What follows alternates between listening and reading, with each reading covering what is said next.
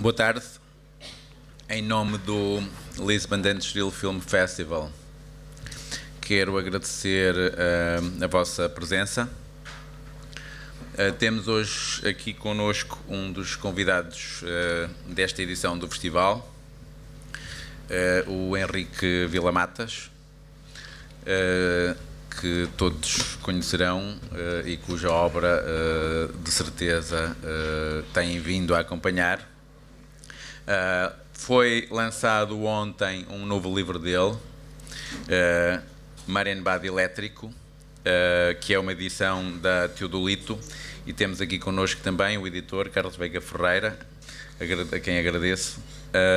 E infelizmente o livro, este livro que acabou de ser lançado, não chegou, contrariamente ao que esperávamos, ainda aqui à FNAC. Estão a ver se o encontram, mas estão ali uma série de livros do Henrique e que podem adquirir. Obrigado. Eu acho que falaríamos mais no fim da nossa conversa deste último livro. E está bem. Sim. Sim, muito boa tarde. Queria agradecer, em primeiro lugar, à FNAC e ao Festival de Cinema de Lisboa e de Estoril, que permitiu que o Henrique estivesse hoje aqui connosco. Quero agradecer ao Henrique ter-me dado este livro, à tradutora que está presente, Maria Manuel Viana, do trabalho magnífico que fez. Quero agradecer a presença de todos e quero explicar que o que vamos fazer aqui, sobretudo, é falar de um ausente, isto é, de um livro perdido. Acabo de falar com o distribuidor que me garantiu que foram entregues 150 livros, que andam perdidos por algum armazém. Ainda tenho esperança que venham a aparecer, porque o meu amigo das relações culturais anda a tentar encontrá-los, pode ser que ainda apareça. Então, é uma das coisas insólitas que acontece a quem se mete com o Henrique Vila-Matas. Então, quanto tempo é que tem que durar esta conversa até o livro aparecer? Pode ser que apareça. Está bem. Henrique, poderíamos falar da tua relação já longa com Portugal, que começou ainda em finais dos anos 80 e que depois também aparece dentro de muito daquilo que escreveste, em vários livros, que alguns deles, não me estou-me a lembrar, por exemplo, do A Viagem Vertical, que se passa quase todo em Portugal, e também tens muitos apontamentos de outros dos teus livros de coisas que aconteceram aqui. Querias falar-nos um bocadinho dessa relação que mantens com o nosso país desde já algumas décadas? Aparecen buenas tardes, buena tarde. Aparecen también en ensayos. Recuerdo ahora un ensayo sobre Teixeira, la visita a la casa de Teixeira de Pascuais. Sí. Es un artículo, un ensayo que me gusta mucho cuando lo recuerdo. En el que aparece también Carmen Miranda, que había nacido en una aldea cerca de la casa de Teixeira, y esa visita me quedó muy grabada entre todas. Yo había venido a Lisboa cuando tenía 22 años como periodista, como jornalista de una revista de cine de Barcelona, Fotogramas. Había venido para cubrir la información sobre la película que rodaban en el Estoril sobre James Bond. Bueno, llegué muy concentrado a Lisboa en el 69, año 1969, como periodista para cubrir esta información sobre James Bond, y formé parte también de la boda de James Bond en este film. Era extra de la película, y aprovecharon que me habían pagado el viaje para la CBS, para que formara parte del film. Por lo tanto, fui el primer catalán que apareció en un film de James Bond. en un concurso de estos de televisión que hacían verdad o mentira. Si a mí me hubiera puesto de personaje y hubieran dicho fue el primer catalán español que salió en James Bond, habrían dicho todos mentira. Pues no, es verdad. Recuerdo vagamente el viaje a Estoril y que después, cuando volví a Barcelona, informé sobre la película en contra del film. Hablé mal de la película, debido posiblemente a que me había molestado que me utilizaran como artista extra sin pagarme. Bueno. Y los siguientes viajes a Lisboa estuvieron ya relacionados con la literatura antes de ser publicado por primera vez en este país. Pero ha sido una relación de muchos años que, como ha dicho Antonio, y conoce muy bien también Carlos, pues muy productiva, en el sentido de que ha aparecido en muchos de mis libros, Portugal.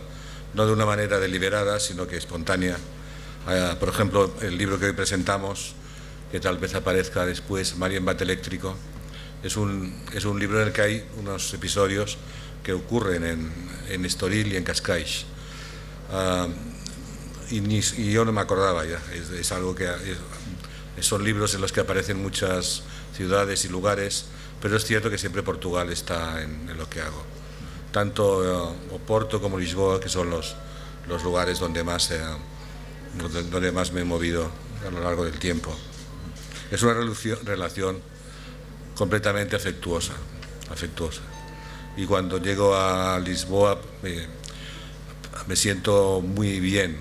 Creo que en parte porque recupero todos los viajes del pasado, todas las historias que sucedieron aquí. Me doy cuenta de que en el fondo conozco bastante la ciudad, porque realmente en español decimos la pateé, la caminé muchísimo, y porque ha habido muchísimos desplazamientos a esta ciudad y bueno, es un lugar que siempre me sorprende cuando vuelvo, porque es maravilloso, es un lugar ideal para vivir, y me sorprende cuando vuelvo a esta ciudad, siempre.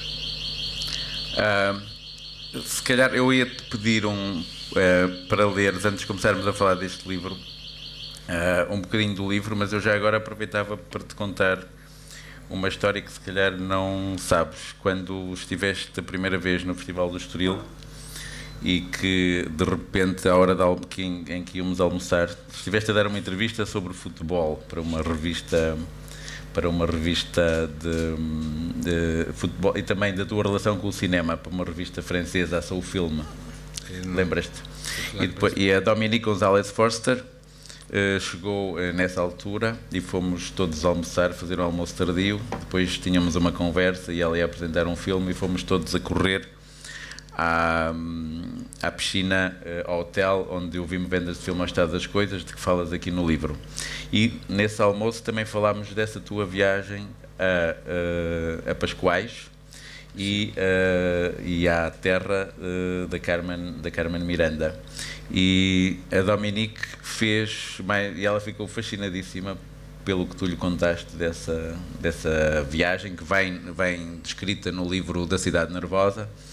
E foi passado uns meses, ela foi ao Porto e eu fiz com ela essa mesma viagem. Fomos a Marques de Canaveses, visitamos a igreja que o Cisa construiu e fomos a Pascoais, e que ela tinha ficado fascinada com a tua descrição da cabana onde o Pascoais se refugiava nas noites de tempestade. Tempestade, sim. Cabana, era um episódio que poderia ser quase um apêndice deste livro, que poderia ter muitos apêndices desta cadeia de acontecimentos que decorrem um bocadinho de todas essas ligações que foste estabelecendo também com a Dominique, e a propósito desse trabalho que vocês já levam há bastante tempo. Sí, cabana es como cabina, ¿no? Sí. Porque en el jardín de la casa de Pascoais vi una cabana de cristal, creo que era, donde en las noches de tempestad él se refugiaba en la cabina, en el jardín, y con la tormenta cayendo sobre el cristal escribía poemas trágicos. Y que esto a mí me impresionó mucho. Y porque, bueno, no lo he intentado nunca, pero me preguntaba si había alguna posibilidad de escribir algo diferente de poemas trágicos en esa cabina. Y creo que tú con Dominique estuvisteis buscando y fotografiando el lugar, que no era ninguna invención mía, claro. Bueno. No sé, ¿quieres leer un excerto sí, de Mariano Bad Eléctrico? Has introducido muy bien la figura de Dominique, porque Dominique González Förster es la protagonista conmigo del libro.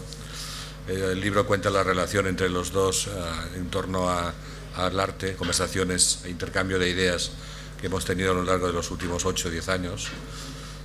Dominique González está en el MAT actualmente. Hay una instalación de ella muy importante que he visto esta mañana, que es la que ha inaugurado el MAT. Y con ella hay este fluctuar que decía Antonio Costa de ideas, de ida y venida, de todo tipo de contactos y de intercambio. Y el comienzo del libro, para que se hagan una idea de cómo es, voy a decírselo. El libro es un diario y dice, empieza así: 7 de septiembre de 2013. Voy comprendiendo que nuestras citas en el Café Bonaparte, con la alegría imparable de su intercambio de ideas sin inhibiciones, son en el fondo pequeños intentos de nadar bajo el agua y contener la respiración. Pequeñas fiestas sigilosas del espíritu, siempre a la espera de lo más emocionante, no ignorando nunca que aún es posible ir al encuentro de todo. Citas intensas, cargadas de ideas y palabras, que en algunos casos intervinieron incluso en la vida de otras personas. Estoy pensando en el caso del neoyorquino Eduardo Lago, que un día en París me acompañó despreocupado al Bonaparte para conocer a Dominique. Fue y ella le dijo que lo había leído y que su estilo literario le recordaba al Nabokov del manuscrito incompleto de El original de Laura. Y al poco rato Eduardo salía de allí disparado para comprarse aquel libro, cosa que hizo, con las consecuencias que esto trajo, ya que la pieza interrumpida de Nabokov terminó por originar un libro que se titula Siempre supe que volvería a verte, Aurora Lee, la extraña y extrema novela que mi amigo escribiría en los siguientes meses. ¿Vio Eduardo en Dominique González Förster al fantasma de Aurora Lee? ¿Qué clase de señal advirtió en Dominique González Förster? Creo que debió de aterrarle que ella, en el momento menos pensado, llamara al camarero del Bonaparte para pedirle la guía de ferrocarriles. Sherlock Holmes se la pedía a Watson cuando deseaba indicar que iba a pasar a la acción. Decía Holmes: ¿me pasaría usted la guía de ferrocarriles? ¿Qué pudo pensar Eduardo al oír esto? Llegados a este punto, haré bien en recordarme a mí mismo que a veces noto que alguien me guía. Esto es así y no puedo ocultarlo, ni decir que sea de otra forma. Alguien mueve hilos por ahí. Al principio, cuando lo noto, me resisto como puedo, pero luego veo que los hilos me abren perspectivas siempre buenas e insospechadas. Y les dejo hacer, claro. ¿A dónde me llevan? Quizás a un libro que algún día escribiré sobre mis relaciones con Dominique González Förster y sobre nuestra animada y creativa práctica del arte de la conversación, un texto sobre ciertos paralelismos y correspondencias en nuestros respectivos métodos de trabajo. Este mismo fragmento, por ejemplo, podría abrir el libro. Y en efecto, el diario se abre con este fragmento, donde ya tenemos un poco la introducción del personaje de Dominique, de la creativa práctica del arte de la conversación en torno al arte. Este es el centro del libro, el arte de la conversación, que evidentemente es el que lleva en realidad a los salones literarios de París, por ejemplo, ¿no? donde se crea el arte de conversar con los demás, donde nace un cierto sentido de lo que es la democracia. Y en el centro del libro está esta idea de diálogo que se perdió también entre España y Portugal, y Teixeira de Pascuales era gran amigo de Unamuno. Ese diálogo que se ha perdido también entre escritores catalanes y castellanos, unos diálogos que se han perdido en el mundo actual, en el que todo se ha concentrado de una forma muy local y muy cerrada. Aquí está pues ya en este fragmento el contenido de lo que será el libro, la introducción de unas conversaciones que a través del tiempo ha ido teniendo con esta amiga, con Dominique, en torno a la idea de que el arte debería ser el centro de todas nuestras vidas, en lugar de serlo otras tonterías. Una ciudad ideal que viviera con el arte en el centro de la misma, que la televisión fuera artística, por ejemplo, que hubiera solo un canal de basura para quienes quisieran entrar en esto y todos los demás fueran simplemente cultivo del espíritu. Esta sería la situación ideal de la que cada vez nos alejamos más en la actualidad, en estos días.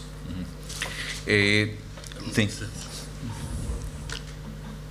Eu quero só dizer que para mim é um enorme orgulho publicar o Vila Matas, do qual publiquei na Teorema talvez uns 5 livros, e agora já vamos em 6, e penso que posso anunciar que publicarei o próximo, que ele acaba de escrever e entregar ao seu editor espanhol.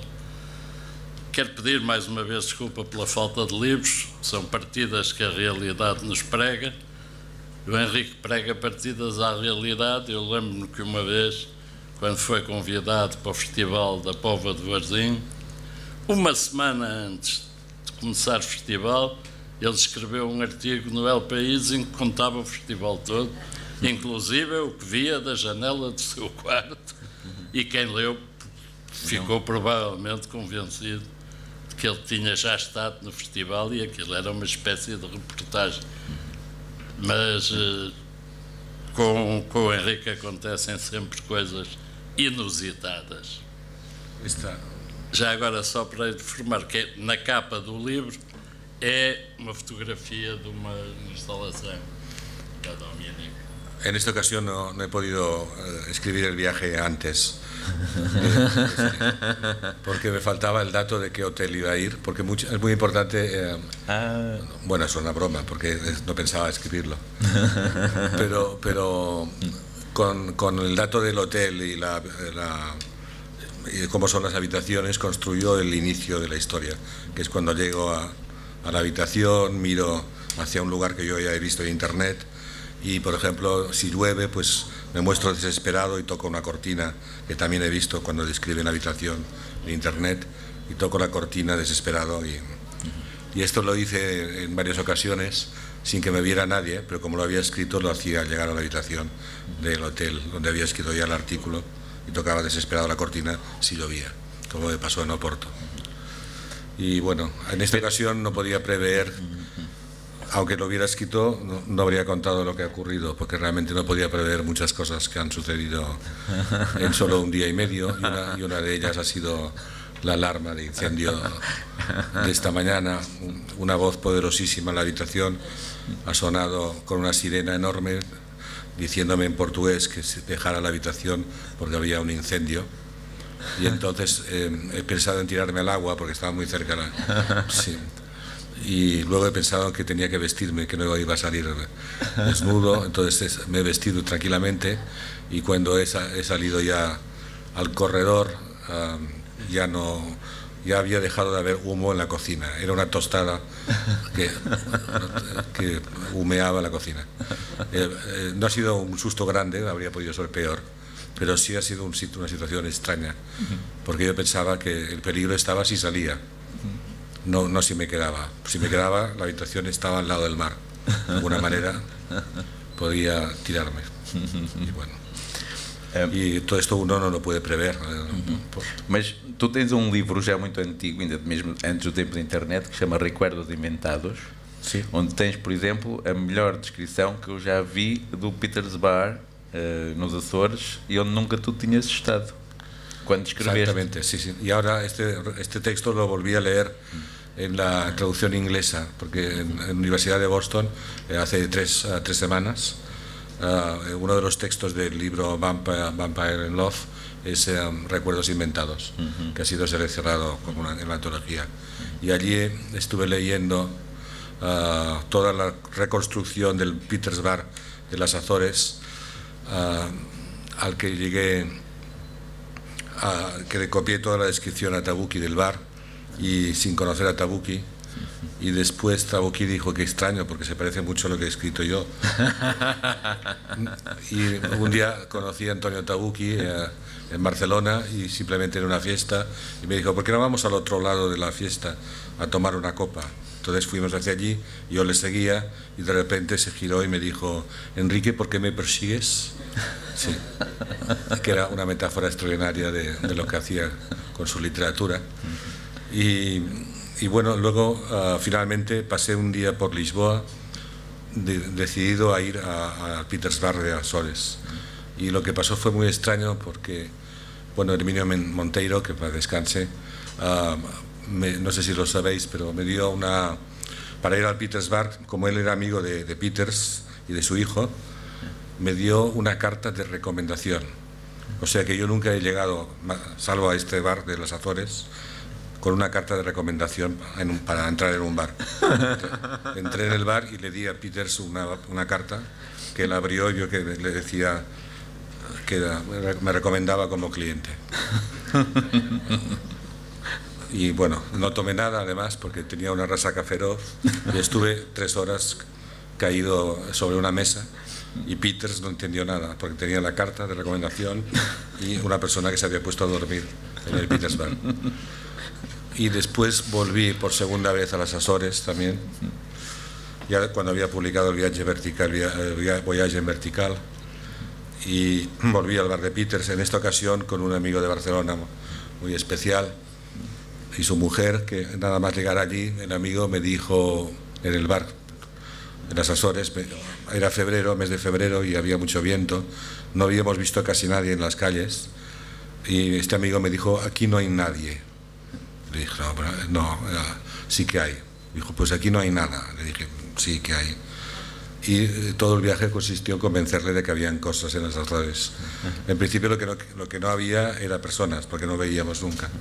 Pero fue un viaje curioso y el segundo y último que he hecho a las Azores. Que yo creía que estaban en el fin del mundo, que estaba muy lejos y bueno, están más cerca que Nueva York, ¿no? Por ejemplo. Es decir, que en realidad era muy fácil llegar y no he vuelto desde entonces. Una vez Tabucchi dio una conferencia a los balleneros de las Azores en Portopim y les dijo, que es maravilloso su generosidad, dijo: yo soy un personaje de Vilamatas, dijo. Se presentó así entre los balleneros y sé que lo hizo porque está grabado y en fin. Y me imagino que colaboró en la historia de las confusiones. Lo mismo que en Madrid, cuando presentamos un libro de Antonio Tabucchi con el editor español, que decidió que yo dijera que habíamos sido amigos desde pequeños.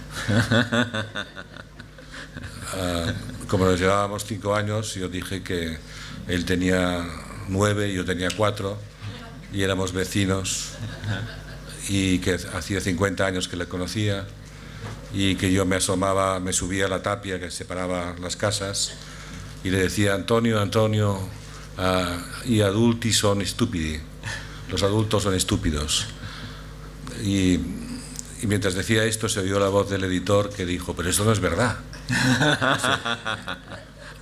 Y Tabucchi dijo: sí, es verdad, sí, es verdad. Y más tarde le preguntaban por la calle a Antonio Tabucchi si era verdad lo que había contado sobre la infancia juntos, y decía que si yo lo decía es que era verdad. Pero también es cierto que al día siguiente en los periódicos españoles apareció también como verdad, porque no había ningún periodista que lo pusiera en duda. No había por qué ponerlo en duda, ¿no?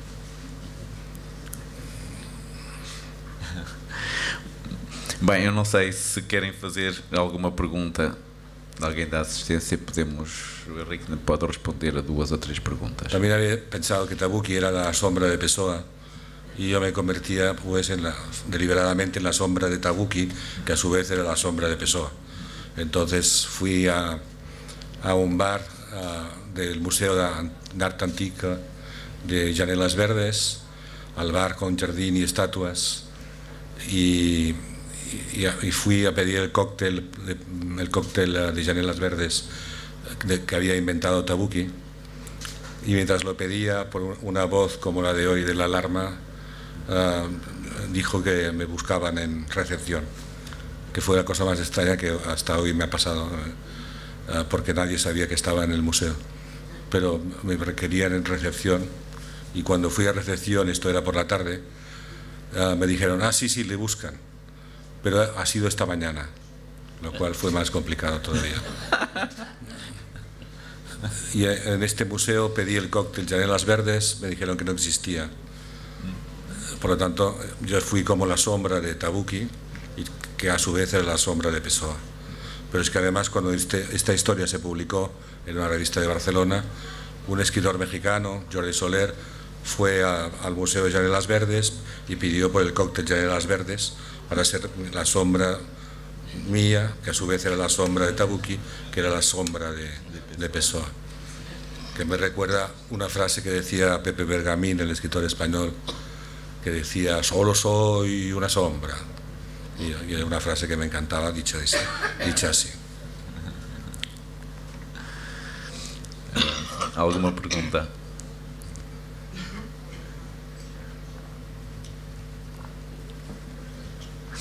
Bem, sim, diga. Mas resultou de conversas, portanto, esse livro resultou de conversas entre os dois, o Henrique E a artista Dominique González Força. Así. Mas essas conversas, portanto, foram premeditadas para virem depois a ser publicadas. Essas conversas foram gravadas. Não. Essas conversas foram memorizadas, então. Sim. E portanto, essas conversas são também um pouco elaboradas, reelaboradas por si. Não correspondem exatamente, com certeza, às palavras que cada um proferiu na altura. Portanto, há aí, de certa maneira, já um trabalho sobre a memória do que essas conversas foram.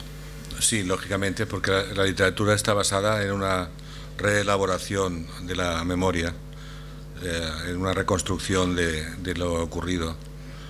Son en una construcción artificial que trata de buscar una verosimilitud. Pero sí, fueron memorizadas, porque las conversaciones que tenemos entre ella y yo siempre son breves y como si nos mandáramos mensajes muy en clave, mensajes, cada uno sobre la obra en la que trabaja ella y yo, diferentes obras.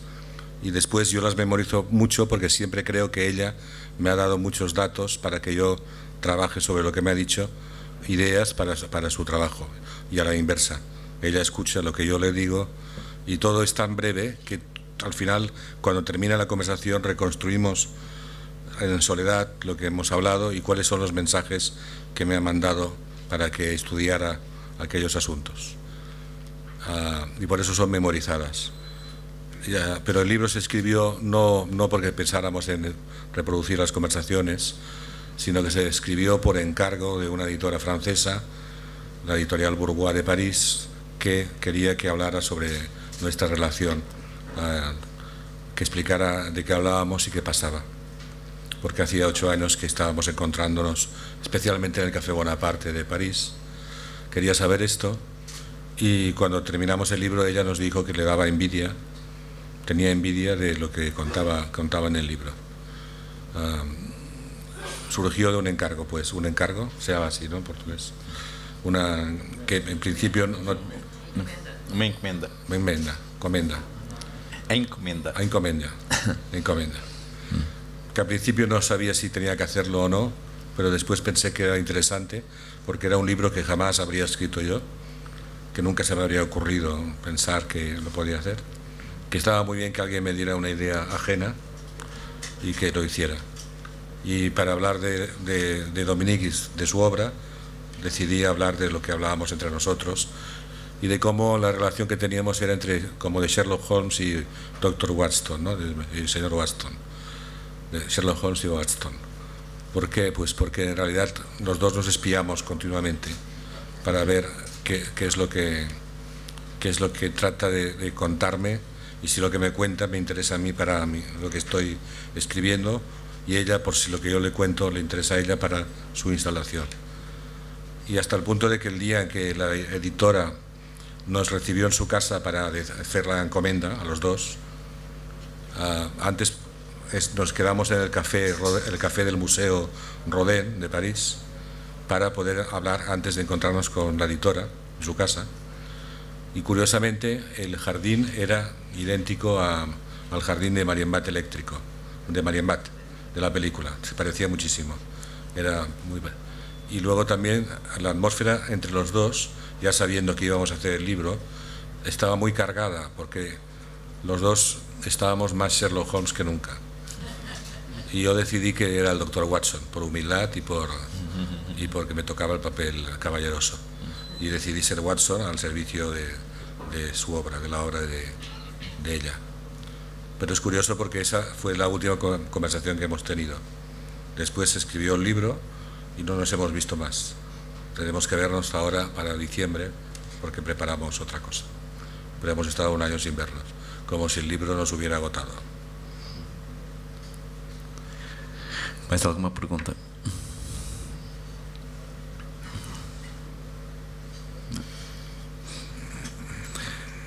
Bem, então, se não há perguntas, eu agradeço muito ao Henrique por estar aqui connosco, ao Carlos Veiga Ferreira por ter proporcionado o lançamento deste livro no festival, à Maria Manuela Viana que o traduziu, e a todos vocês que estiveram aqui.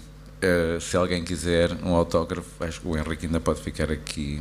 Quiero señalar la magnífica edición del libro por parte de Teodolito y la traducción extraordinaria de María Manuela Viana, que ha sido como un lujo para mí, como traductora, y espero continuar con ella. Obrigado a todos.